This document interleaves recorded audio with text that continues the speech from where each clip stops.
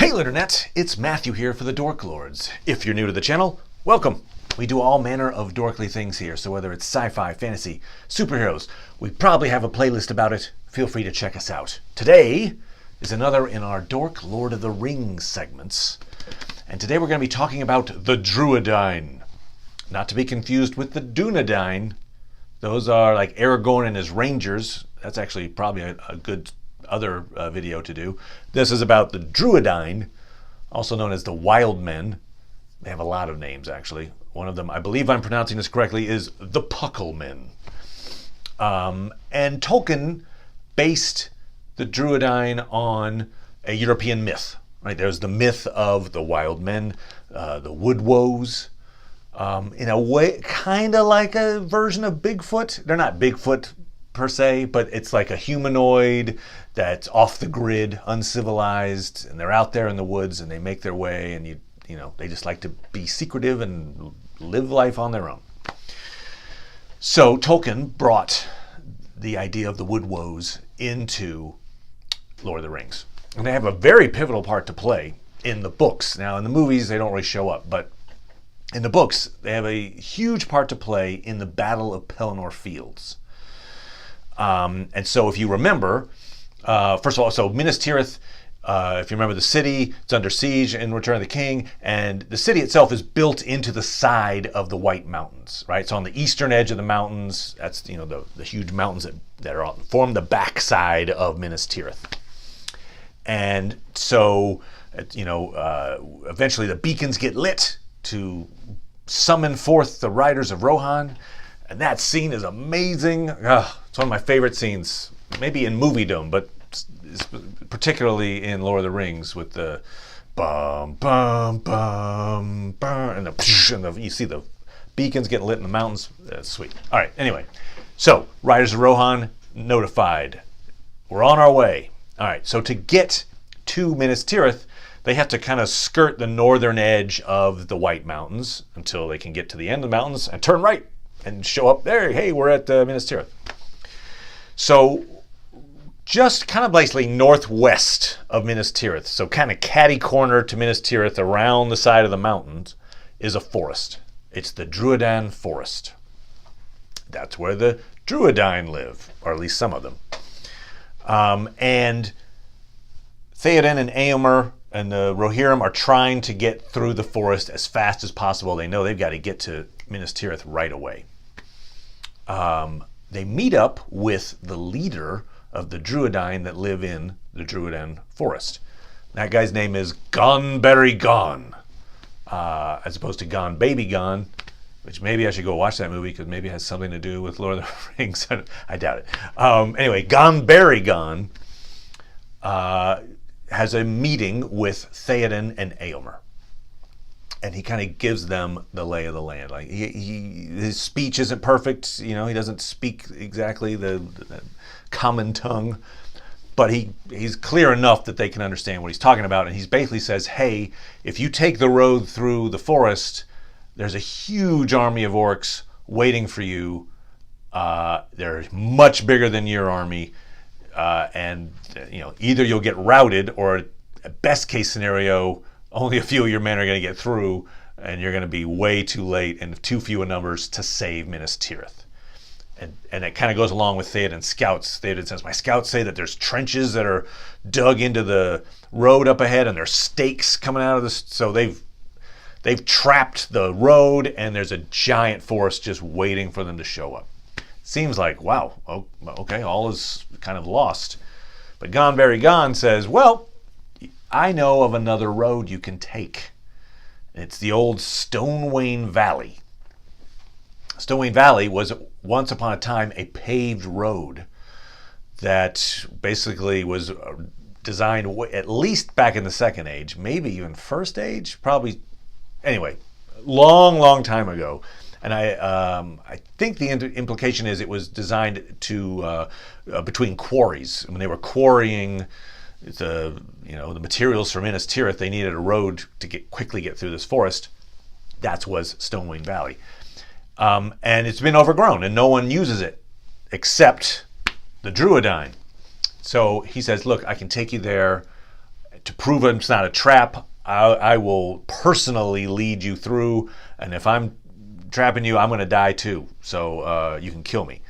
But it's a path, because it used to be, paved. It can go 4 horses across, and you can easily get through, and you'll just circumvent the trap that's been laid for you by the orcs on the main road. Theoden and Éomer are like, this sounds awesome. We will be in debt to you if this works out. And Gonberry Gons basically says, look, if you fight the orcs, because the Drúedain hate orcs and vice versa. It's like, if you fight the orcs, that's enough for us. Just leave us alone. And he has an interesting line where he says, and maybe don't hunt us anymore. And so you get the idea that maybe there's an antagonistic relationship, at least somewhat, where the Rohirrim hunt these wild men. And Gonberry Gon is saying, we're going to help you, but, hey, it'd be nice if maybe we weren't, target practice for your Rohirrim in the future. So, obviously, it all works out. Gonberry Gon and his men lead them through this secret path, and obviously they get to Minas Tirith. You know the rest. So without that aid, Rohirrim never get to Minas Tirith on time, or at all, perhaps. And so Minas Tirith is saved, essentially, by the act of Gonberry Gon and the Drúedain in the Drúedain forest. Aragorn is so thankful for their service that after the war, so in the 4th Age, Aragorn's now king, he gives them ownership of the Drúedain forest. Even though it's in Gondor, technically he would be king. He gives them rulership of that area. No one can enter the forest without their permission. And so that's where they live. Interestingly, too, one of those beacons, the second beacon, basically. So you like the first one, and then the first one will get to the second one, and then on and on. The second beacon of the beacons is in the Drúedain forest. It's this huge kind of solitary peak that rises right in the middle of the forest. I believe it's called the Eilenach. So I guess there's some depiction of it in the movies. If you see the second peak go, the second beacon theoretically would have been a peak rising out of the Drúedain forest. Whatever. So that is obviously huge important part to Lord of the Rings that the Drúedain play. But there's some more things that are little bits that we get of their history. It's kind of a mystery that their lives, their prehistory, but we get some little hints at it. One of those hints is kind of in that same section of the book. It's when the Rohirrim set out from Edoras, and they're trying to meet up with all of the various, the cavalry, essentially. The various clans are meeting. And they have this in the movies, too. They go to Dun Harrow. Dun Harrow is it's kind of a cliff top area that's very well defended. There's a lot of switchbacks that they have to take up in the mountain. I think we see that depicted in the movies.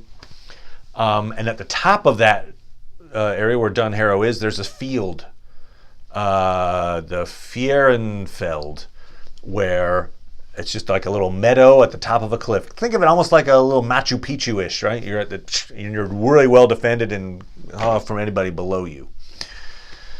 So those switchbacks, Dun Harrow, was paved. And somebody, knew enough to design switchbacks and to go up a mountain and pave it.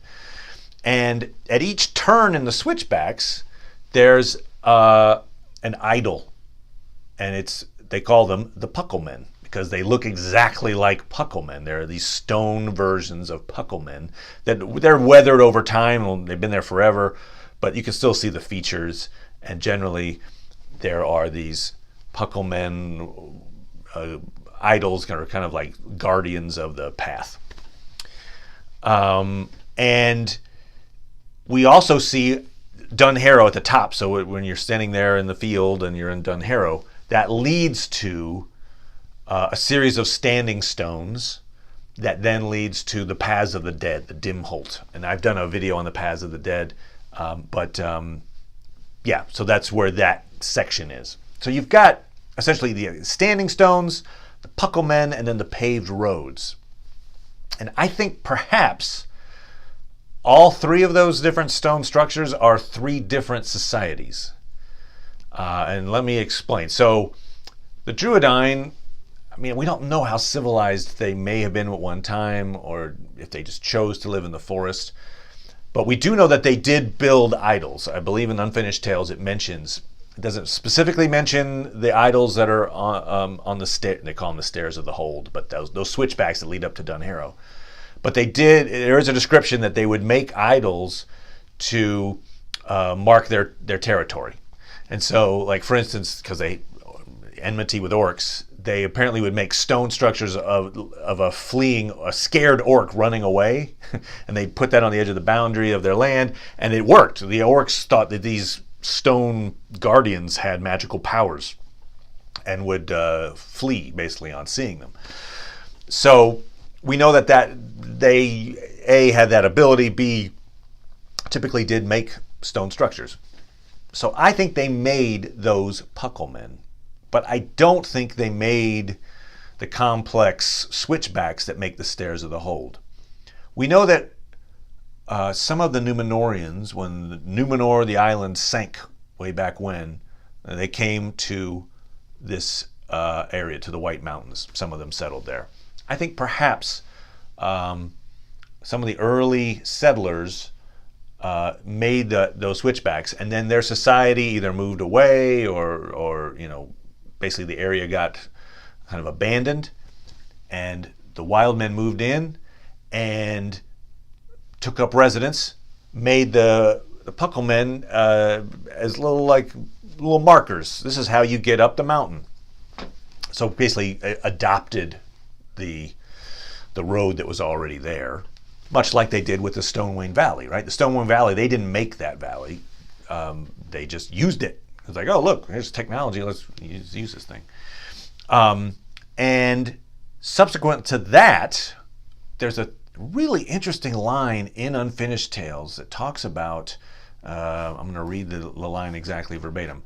It's talking about the Drúedain living in the White Mountains. It says, most of them had remained in the White Mountains in spite of their persecution by later arrived men who had relapsed into the service of the Dark.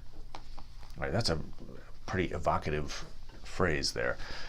So I think, because again, we're talking the Drúedain Forest and Dunharrow are all part of the White Mountains. They're not necessarily right next to each other, but they're pretty close. And you could imagine that at one time, the Drúedain probably lived throughout the mountains. And there's another group of the Drúedain that I'll mention that plays a part in Lord of the Rings.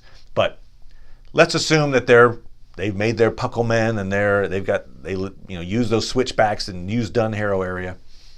We know that the reason the Paths of the Dead exist and the reason nobody goes there is because of the dead men of Dunharrow, right? What they call the Oath Breakers. I mentioned this in the Paths of the Dead. I won't belabor the point, but essentially they were men who began to worship Sauron. We know that in the Paths of the Dead there's at least one temple. It's probably to Sauron. And so when Isildur called for their aid in the Battle War of the Last Alliance, they refused him. They didn't come. He cursed them. He said, well, you're going to live in undeath until you serve someone from my bloodline.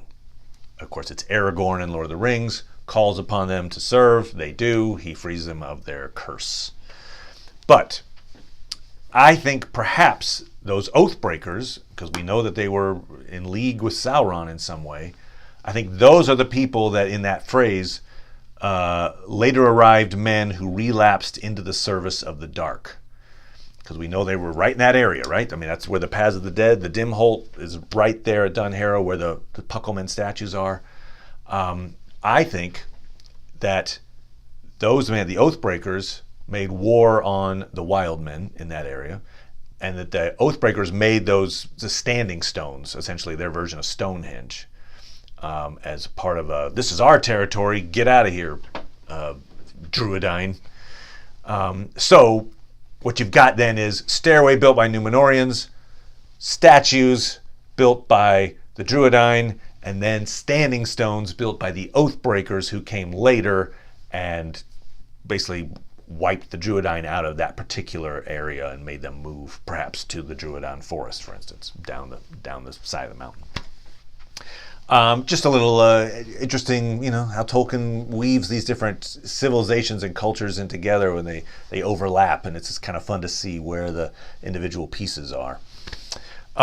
So I mentioned there was one other group of Drúedain that are important in Lord of the Rings, and they lived on the far west coast of, actually so far west that they're west of Gondor. But their western border is the sea. And it's a difficult name to pronounce. It's the Duath Iawr is the territory they live in. And in fact, it was, as I say, it was not Gondor. So it was no one's to claim, and it was just an abandoned area that no one really settled in, except the wild men who lived in caves in this area. Okay. So, again, I think it's in the Unfinished Tales. It mentions that Saruman is defeated at the fords of Isen, in the Isengard and at the fords and stuff. His army is beaten and they flee. Saruman's defeated army flees west. Maybe they're trying to get to the sea. I don't know, but they go as far west as they can go, and they unfortunately go into the Duath Iawr, otherwise known as Old Pukel Land, and that particular group of Drúedain come out of their caves and use poison arrows and take out Saruman's forces. So they also played a little part there as well. So yeah, what we see is that the Drúedain live all along this mountain range. They've been there since at least the Second Age. And I think there's a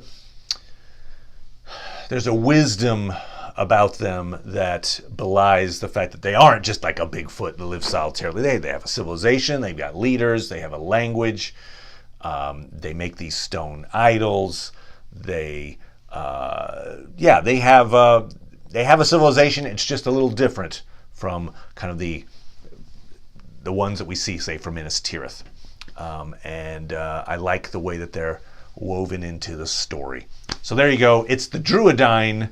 If you've got a topic you'd like me to talk about, feel free to put it in the comments, and I'd be happy to do a video on the topic of your choice. Thank you so much, everybody. Bye now.